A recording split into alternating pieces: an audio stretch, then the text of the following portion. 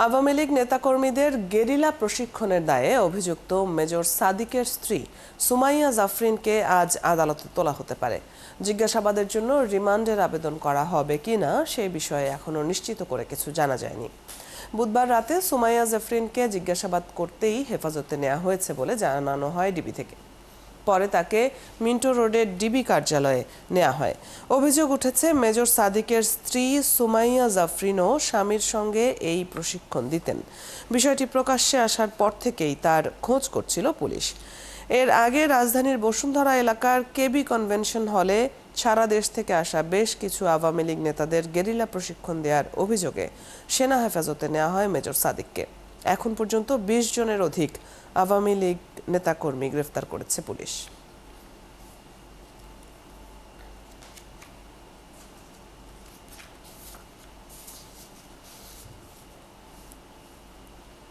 July August গণ অভ্যুত্থানে ঢাকার অদূরে আশুলিয়ায় ৬ আন্দোলনকারীর লাশ পোড়ানোর মানবতাবিরোধী অপরাধের মামলায় অভিযোগ গঠনের শুনানি অনুষ্ঠিত হবে আজ। বিচারপতি নজরুল ইসলাম চৌধুরীর নেতৃত্বে আন্তর্জাতিক অপরাধ ট্রাইব্যুনাল ২-এ এই শুনানি হবে। এই মামলায় মোট ১৬ আসামির মধ্যে ৮ আসামি গ্রেপ্তার রয়েছেন। তাদের ট্রাইব্যুনালে নেওয়া হয়েছে। এই মামলায় সাভারের সাবেক সাংসদ সাইফুল ইসলাম, সাবেক উপপরিদর্শক বিশ্বজিৎ সাহা সহ এই মামলার ৮ আসামি পলাতক এই ৮ আসামির পক্ষে ২ জনকে রাষ্ট্রনিযুক্ত আইনজীবী হিসেবে নিয়োগ দিয়েছেন ট্রাইব্যুনাল। গত বছরের ৫ আগস্ট সাভারের আশুলিয়ায় পুলিশের গুলিতে প্রাণ হারান ৬ তরুণ। এরপর পুলিশ ভ্যানে তাদের লাশ তুলে আগুনে পুড়িয়ে দেওয়া হয়। নৃশংস এই ঘটনার সময় একজন জীবিত ছিলেন, কিন্তু তাকেও বাঁচতে দেওয়া হয়নি। পেট্রোল ঢেলে জীবন্ত মানুষকেই পুড়িয়ে মারা হয়।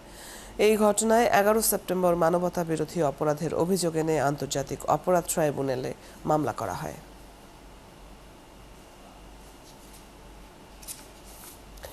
২০২৪ সালের জুলাই গণ অভ্যুত্থানে গুলিতে নিহত অজ্ঞাত ৬ ব্যক্তির মরদেহ ১ বছর ধরে ঢাকা মেডিকেল কলেজ হাসপাতালের মর্গে পড়ে আছে। আজ এসব মরদেহ আঞ্জুমান মফিদুলের কাছে হস্তান্তর করার কথা রয়েছে। এই দীর্ঘ সময়েও তাদের খোঁজে আসেননি কেউ। এখন পর্যন্ত তাদের পরিচয় শনাক্ত হয়নি। এতে করে অজ্ঞাত হিসেবেই আজ দাফন করা হবে তাদের। সকালে দাফনের জন্য আঞ্জুমান মফিদুলের কাছে এই ৬টি লাশ হস্তান্তর করা হবে। ময়নাতদন্ত শেষে অজ্ঞাত এই লাশগুলো ঢাকা মেডিকেলের মর্গে ফ্রিজিং করে রাখা হয়েছে। এই অজ্ঞাত ৬টি লাশের মধ্যে ৩টি যাত্রাবাড়ি থানার, ১টি পল্টন থানার ও ২টি শাহবাগ থানার বলে জানিয়েছে পুলিশ। দীর্ঘদিন তাদের পরিচয় শনাক্তের চেষ্টা করলেও তাদের মরদেহ এখন পর্যন্ত কেউ নিতে আসেনি।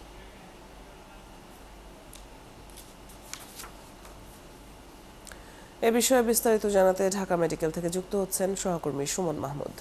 সুমন, মরদেহ হস্তান্তরের প্রক্রিয়া কখন শুরু হবে এবং হাসপাতাল কর্তৃপক্ষ এ নিয়ে কি বলছে? অদিতি, আপনাকে ধন্যবাদ। অদিতি, আপনি জানেন যে বিষয়টি রয়েছে আজকে যে প্রক্রিয়াটি কিছুক্ষণের মধ্যে শুরু হবে সেটি হচ্ছে যে ২০২৪-এর যে গণহত্যা, সেই গণহত্যায় নিহত ৬ জন যাদের পরিচয় মিলেনি তাদের আজকে তাদের যে লাশগুলো ১ বছর ধরে ঢাকা মেডিকেল কলেজ হসপিটালের মর্গে ছিল সেই লাশগুলো কিছুক্ষণের মধ্যে হস্তান্তর করা হবে। ঠিক আমার পিছনে যে ফ্রিজিং ভ্যানটি দেখতে পাচ্ছেন এটি আঞ্জুমান মফিদুল ইসলামের ভ্যান। সেই ভ্যানে করে আসলে ৬টি লাশ নিয়ে যাওয়া হবে। এই ৬টি লাশ গত ১ বছর ধরে মর্গে ছিল এবং তাদের পরিচিত কেউ বা এই লাশ দাবি করেছে এমন কোনো তথ্য নেই। ফলে এই লাশগুলো বেওয়ারিশ হিসেবে আঞ্জুমান মফিদুল আজ দাফন করবেন। কিছুক্ষণের মধ্যেই তারা লাশগুলো নিয়ে এই হসপিটাল থেকে বের হবেন। তারা যে সময়টি জানিয়েছেন দুপুর ১টা অথবা ১:৩০ অর্থাৎ জোহরের নামাজের পরপর আসলে তাদেরকে দাফনের যেই বিষয়টি রয়েছে সেই বিষয়টি তারা সম্পন্ন করবেন। ইতিমধ্যে শাহবাগ থানা থেকে পুলিশ সদস্যরা এসেছেন। তারা তাদেরকে লাশ বুঝিয়ে দেওয়ার যে প্রক্রিয়াটা সেই প্রক্রিয়াটিতে তারা এখন রয়েছেন। ঢাকা মেডিকেল কলেজ হসপিটালের যে মর্গ রয়েছে মর্গের ভিতরে সেই প্রক্রিয়াটি চলছে। কিছু ফর্মালিটিস রয়েছে, সেই ফর্মালিটিসগুলো মেনটেন হয়ে গেলে আসলে এই লাশগুলো হস্তান্তরের বিষয়টি থাকবে। তো আমরা সকাল থেকে নিয়ে এখন পর্যন্ত দেখছি যে এই ৬টি লাশের কিন্তু ডিএনএও তারা সংরক্ষণ করেছেন, যাতে ভবিষ্যতে এই ৬ জনকে কেউ যদি দাবি করেন যে লাশটি তাদের, তাহলে তাদের ওই ডিএনএর সাথে ম্যাচ করে বিষয়টি দেখা হবে। অদিতি। অনেক ধন্যবাদ। লাশ হস্তান্তরের প্রক্রিয়া সম্পর্কে আপনার কাছ থেকে আমরা জানছিলাম।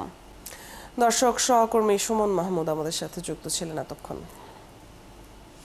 আজ চূড়ান্ত হতে পারে সংসদীয় আসনের সীমানা। বিষয়টি চূড়ান্ত করতে আজ রাজনৈতিক দল ও প্রার্থীর আচরণ বিধিমালা, গণপ্রতিনিধিত্ব আদেশ ও বিবিধ বিষয়ে নির্বাচন কমিশনে বৈঠক রয়েছে।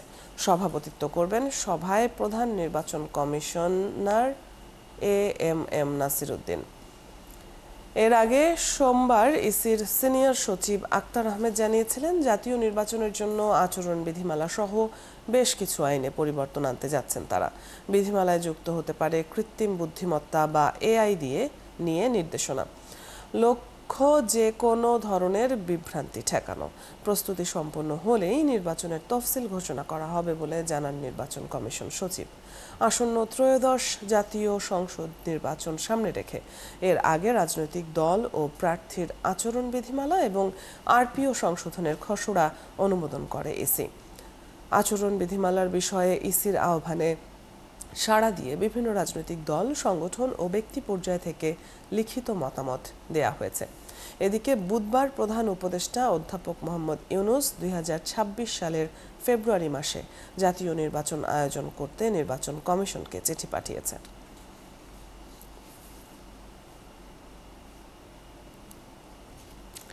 রক্তক্ষয়ী আন্দোলনে দেশে যে পরিবর্তন এসেছে, সেই সুযোগ কাজে লাগিয়ে দেশকে সামনের দিকে এগিয়ে নেয়ার আহ্বান জানিয়েছেন বিএনপির ভারপ্রাপ্ত চেয়ারম্যান তারেক রহমান।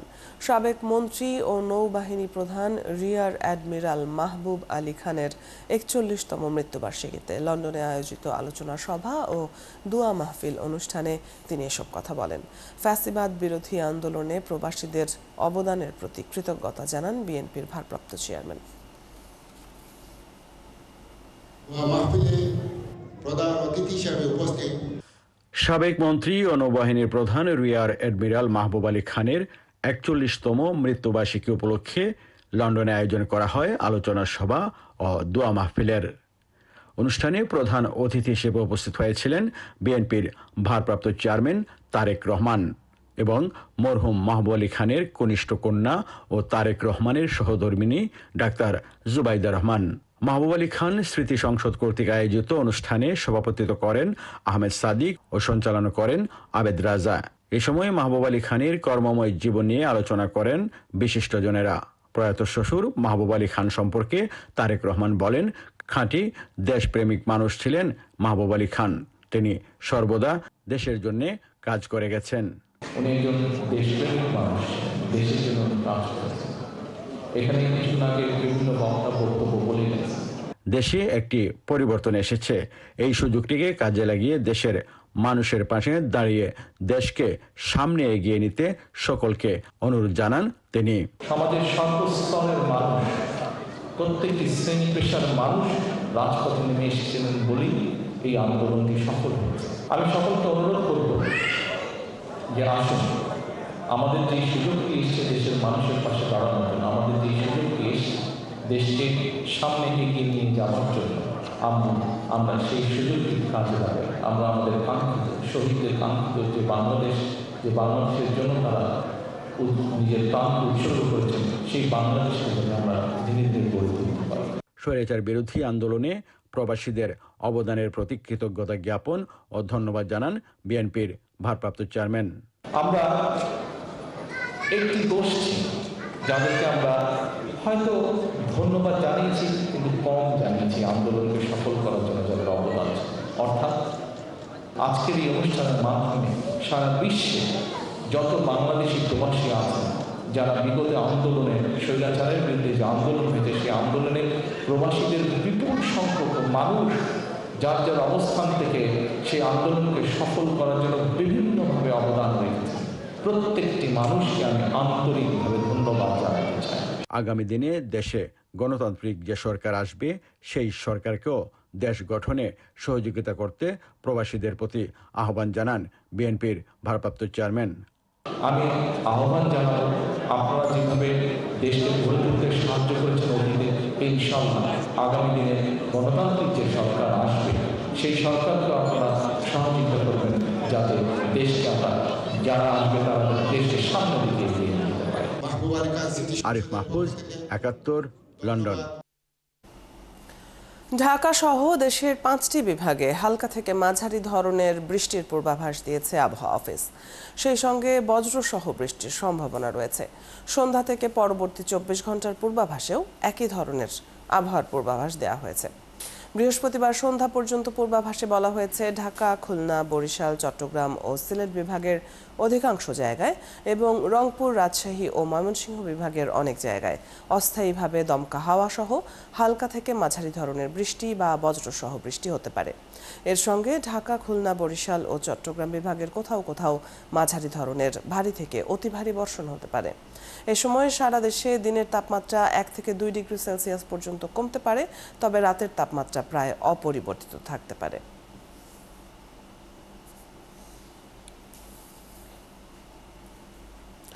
দুই দিনেও পদ্মার তীব্র স্রোতে ভাঙা পাটুরিয়ার লঞ্চঘাট রক্ষায় কোনো উদ্যোগ নেওয়া হয়নি।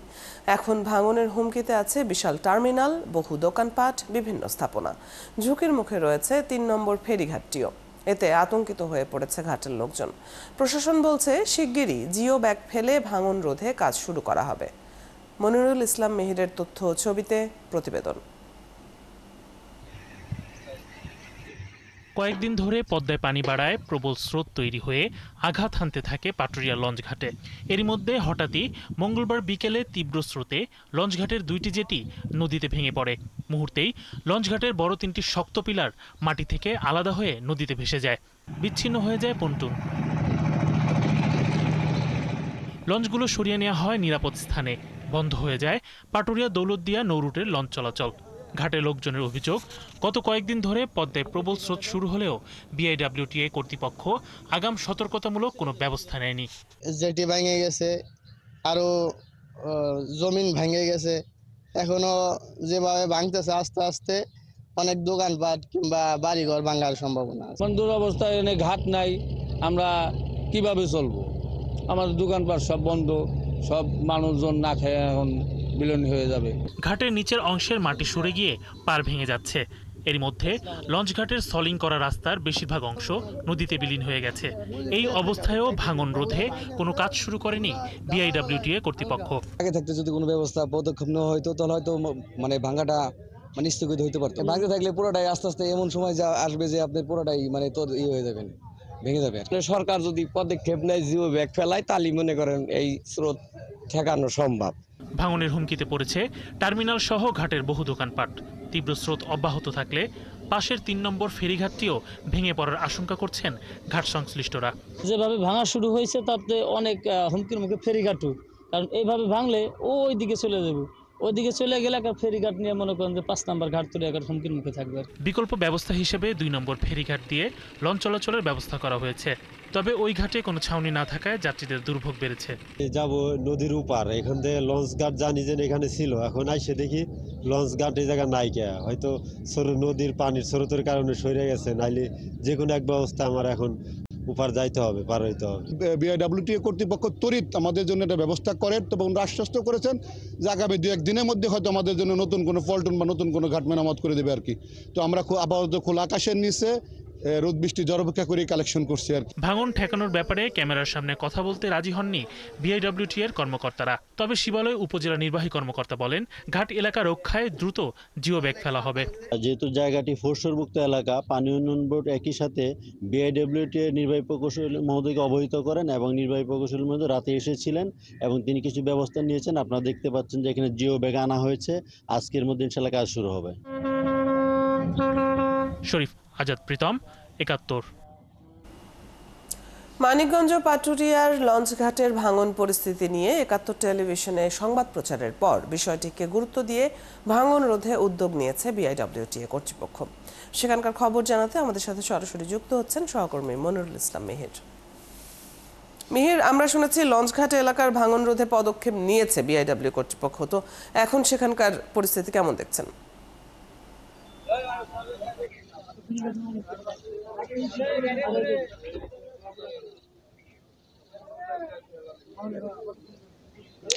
জি, অদিতি ঠিকই বলেছেন। আসলে আমাদের প্রতিবেদনের পরে তারা গুরুত্ব সহকারে দেখেছে এবং এরই মধ্যে কাজ শুরু করেছে। তবে একেবারে স্বল্প পরিসরে তারা বলছেন যে এটা প্রাথমিক পর্যায়ের একটা কাজ। বিএডব্লিউটি এর এখানে যে কর্মকর্তা আছেন তারা আমাদেরকে জানিয়েছেন যে তারা 1000 বস্তা জিও ব্যাগ ফেলে প্রাথমিকভাবে যে ভাঙ্গনের যে তীরের যে মাটিটা সরে যাচ্ছিল এইগুলির কাজ করবেন। তাদের আসলে বাজেট বরাদ্দ নেই। তারা পানি উন্নয়ন বোর্ডের সাথেও এরই মধ্যে কথা বলেছেন। তারা বলছেন যে মূল ভাঙ্গনের যে বিষয়টি সেটি পানি উন্নয়ন বোর্ড সহ তারা বসে পরবর্তীতে ভাঙ্গন রোধে কাজ করবেন। প্রাথমিকভাবে শুধুমাত্র যেন জেটির যে অংশটি আছে এখানে যে লঞ্চঘাটের মাটি স্রোতে তড়ে ভেসে যাচ্ছিল সেগুলি শুধু তারা ভাঙ্গন রোধের কাজ করছেন জিও ব্যাগ ফেলে। এবং আমরা জেনেছি এখানে 1000 বস্তা জিও ব্যাগ ফেলা হচ্ছে এবং এটি 10টা নাগাদ কাজটা শুরু হয়েছে। তার আগে আমরা সকাল 8টায় এবং 7টায় যখন প্রতিবেদনে দেখাচ্ছিলাম তখন এখানে কাজ ছিল না। পরবর্তীতে তারা আমাদের প্রতিবেদনের পরে এই কাজটা শুরু করে। তো এখানে বিএডব্লিউটি এর নির্বাহী প্রকৌশলীও আছেন, আমরা তাদের সাথে একটু কথা বলবো আসলে এই ভাঙ্গন রোধটা কতটুক থাকবে এবং রোধ হবে কিনা, আমরা এই বিষয়ে একটু কথা বলি। তো উনি এখানে আছেন, আমরা তার সাথে একটু কথা বলি। আচ্ছা, আমরা একটু কথা বলি আপনার সাথে যে আমরা তো দেখেছি যে 2 দিন আগে এখানে ঘাটটা ভেঙে গিয়েছে এবং ভাঙ্গন রোধে আপনারা আবার এখন কাজও শুরু করেছেন। আমরা এর মধ্যে একাধিক প্রতিবেদনও দেখিয়েছিলাম। তো এখানে আপাতত আপনারা কি ধরনের কাজগুলি করছেন? আপাতত আমরা নদীর ভাঙ্গনের 48 ঘন্টা মধ্যে আমরা অবজার্ভ করেছি। অবজার্ভ করে এখন দেখেছি যে আমাদের যে নদীর পাড়ের যে অংশটা এটা ভেঙে পড়তেছে। এই কারণে আমাদের অস্থায়ী ভিত্তিতে কিছু জিওব্যাগ দিয়ে নদীর পাড়ের যে ভাঙনটা এটা রোধ করার জন্য আমরা কাজ করেছি। আর প্রয়োজনীয় বরাদ্দ পেলে পরবর্তীতে আমরা বড় ধরনের কাজগুলো আমরা পরবর্তীতে করব। তাতে কি মনে করছেন যে 1000 ব্যাগ দিয়ে এখানে কি এটা মানে প্রাথমিকটা হবে? অস্থায়ী ভিত্তিতে যে ভাঙনটা পাড়ের যে ভাঙনটা রোধ হবে, ভাঙ্গনটা রোধ হবে। আর পানি উন্নয়ন বোর্ডের কাছ থেকে কোনো সহযোগিতা? হ্যাঁ, পানি উন্নয়ন বোর্ডকে আসলে আমাদের ঘাট পয়েন্টগুলোর কাজ আমরা করতেছি। যেহেতু নদী শাসনের কাজ পানি উন্নয়ন বোর্ড করে, ওরা পানি উন্নয়ন বোর্ড নদী শাসনের কাজগুলো ওনারা করবে। ওনাদের সাথে এভাবে আমাদের আলোচনা হয়েছে, আমরা পত্র দিয়েছি, ওনাদের সাথে এভাবে আমাদের আলোচনা হচ্ছে। অনেক অনেক ধন্যবাদ। অতিথি শুনছিলেন এখানে নির্বাহী প্রকৌশলীও তারা বলছেন যে আসলে মূল যে কাজটা ভাঙ্গন রোধে সেটি পানি উন্নয়ন বোর্ডের সহ করবেন। আর তাদের যে বাজেট, তারা বলছে তাদের বাজেট নয়, সর্বপরিসরে যে বাজেট এই বাজেট অনুযায়ী কিন্তু তারা এখন কাজ করছেন। হ্যাঁ, এবং বড় যখন বাজেট আসবে তখন মূল কাজটা করা হবে। তবে এখানে একটা সংশয় আছে, এই যারা এখানে স্থানীয়রা আছেন তারা বলছেন যে কতটুকু রোধ হবে তা নিয়ে তাদের একটা সংশয় আছে। এবং এই যে বালির বস্তা ফেলছেন এটি 1000 ব্যাগে 10,000 ব্যাগও বলছে যে অনেকে যে ফেললে যে গভীরতা তৈরি হয়েছে সেটি হয়তো এই ব্যাগ এখানে থাকবে না স্রোতের কারণে। এখন দেখা যাবে পরবর্তীতে আসলে কি হয়, এই ভাঙনটা রোধ হবে কিনা সেটা আমরা পরবর্তী। মেহের, আপনার কাছ থেকে আমরা এই মুহূর্তের পরিস্থিতি জানছিলাম এবং কাজের অগ্রগতি সম্পর্কে কর্মকর্তাদের কথাও শুনে নিচ্ছিলাম। ধন্যবাদ যুক্ত হবার জন্য। মানিকগঞ্জ পাটুরিয়া লঞ্চঘাটের ভাঙন পরিস্থিতির খবর নিয়ে সহকর্মী মনিরুল ইসলাম মেহের যুক্ত ছিলেন এতক্ষণ। খড়, ঘাস, কয়লা, পাহাড়ি লাউ আর সিনথেটিক উপাদান দিয়ে ভাস্কর্য তৈরি করেছেন অরূপ বড়ুয়া। এরকম 10টি ভাস্কর্য নিয়ে বুধবার রাজধানীর ধানমন্ডিতে শুরু হয়েছে 3 দিনব্যাপী শিল্প প্রদর্শনী। অঙ্কুরোদ্গম নামক এই প্রদর্শনী বলছে ধ্বংস থেকে সৃষ্টির গল্প। আরও জানাচ্ছেন সুমনা সুমি। শিল্প শুধু রং আর গড়নে সীমাবদ্ধ নয়, শিল্প সময়ের স্বাক্ষর, পরিবর্তনের আহ্বান। ধ্বংসের ভেতরেও থাকে সৃষ্টির সম্ভাবনা। হয় অঙ্কুরোদ্গম। আগুনে পুড়ে ছাই হলেও ভাবনার বীজ কখনো মরে না। ভাবনার প্রকৃতির মেলবন্ধনেই আসতে পারে সত্যিকারের পরিবর্তন। অঙ্কুরোদ্গম এমনই এক ধ্বংস থেকে সৃষ্টির গল্প। আপনার সবকিছু পুরো যদি কয়লা হয়ে যায়, আপনার উপর যে অনেক এফেক্টও আসছে, কিন্তু আপনার মস্তিষ্কের সেই মননের অঙ্কুরোদ্গমটা যদি সঞ্চালন থাকে, আপনি আবার সেই কয়লা থেকে উঠে আসতে পারবেন। 1945 সালে জাপানের উপরে অ্যাটমিক রিঅ্যাকশন করা হলো, কিন্তু তারপরে কিন্তু আমাদের খুব বেশি বোধগম্যতা হলো না। যুদ্ধবিগ্রহে যারা এখনও অ্যাফেক্টেড, অনেক বেশি পরিমাণ যারা বেশি দলিত, তাদের মস্তিষ্ক যাতে সবসময় সচল থাকে।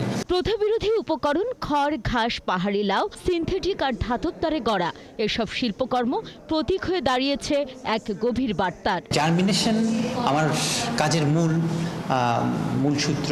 এখানে যে কোকোনাট শেল ব্যবহার করা হয়েছে, কয়লা ব্যবহার করা হয়েছে, শুকনো ঘাস ব্যবহার করা হয়েছে, এই সমুদ্রের পাথর ব্যবহার করা হয়েছে, এই সবগুলো আমি এটাই বোঝাতে চাইছি যে মানুষ যত বেশি প্রকৃতিকে আঁকড়ে ধরে থাকবে, তার উন্নতি তত বেশি তাড়াতাড়ি হবে। প্রদর্শনীতে আসা দর্শনার্থীরা বলছেন ভাস্কর্যগুলোই উঠে এসেছে চিন্তার অঙ্কুরোদ্গমে ঘন আধারেও আলো ফুটানোর গল্প। ধ্বংসযজ্ঞ থেকেও নতুন জন্মের প্রতীক হয়ে ফুটে ওঠা অঙ্কুর। আর যেভাবে ডিস্ট্রাকশন আমাদের এই নেচারকে নষ্ট করছে সেটাকে এটা সিগনিফাই করেছে, তো সেটা আমার কাছে অনেক ইম্পর্টেন্ট মনে হয়েছে। ধ্বংসমুক্ত রাখতে, সুন্দর রাখতে, তার মেসেজটা হচ্ছে তাই। নানাভাবে সে এক রকমের একটা এক্সপেরিমেন্ট করছে, হ্যাঁ, যেটা ঠিক আমাদেরকে গতানুগতিক দৃষ্টিতে দেখলে কিন্তু হবে না। তো খড়কুটার মধ্যে যে আবার নতুনের সম্ভাবনা হয়, ধ্বংসের পর যে আবার উত্থান হয় এবং উপলব্ধি আসে যে আমরা নতুনের দিকে যাব, ধ্বংসের পর আমরা সৃষ্টি করব। প্রকৃতি, কল্পনা আর সৃজনশীলতার সম্মিলনেই হয়তো গড়ে উঠতে পারে এক শান্তিময় ভবিষ্যৎ, যেখানে ধ্বংস নয়, জন্ম নেবে নতুন সভ্যতা। সুমনা সুমি, ৭১, ঢাকা।